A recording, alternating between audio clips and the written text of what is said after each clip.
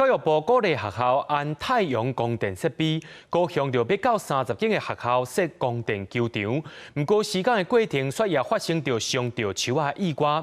着校长表示讲，对学校来讲，光电球场的好处比歹处搁较多。不过要做进前，学校也是爱甲居民沟通。 早起第3节课，凤翔国中学生伫球场运动拍球，拢唔惊拍到日头，因为那球场头顶有这么多光电板。学生更喜欢在里面活动。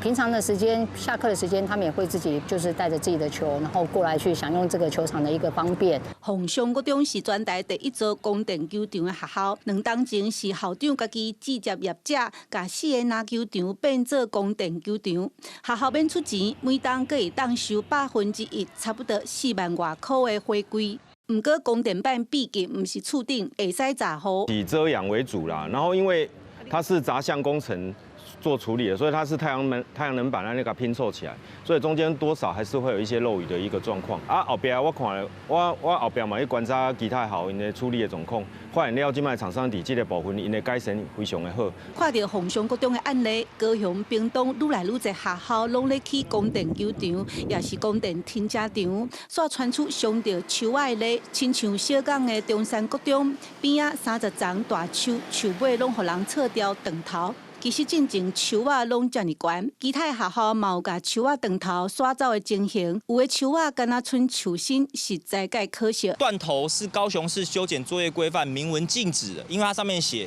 会导致树木生病，甚至有死亡的风险。那未来它新生的枝条都很脆弱，很容易断裂。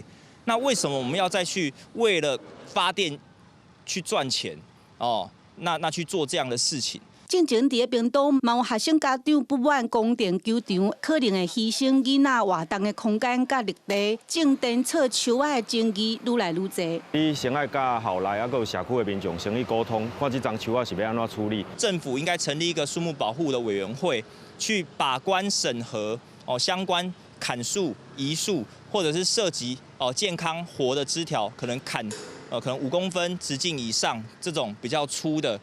都要经过相关的一个评估。护树团体希望政府伫咧设光电设备，应该要优先起伫咧厝顶，减少争议。未来其他学校若要起同款的球场，恐惊嘛爱思考绿地生态的问题。无只日历校园煞来伤害绿树，就失去原地保护环境的本意。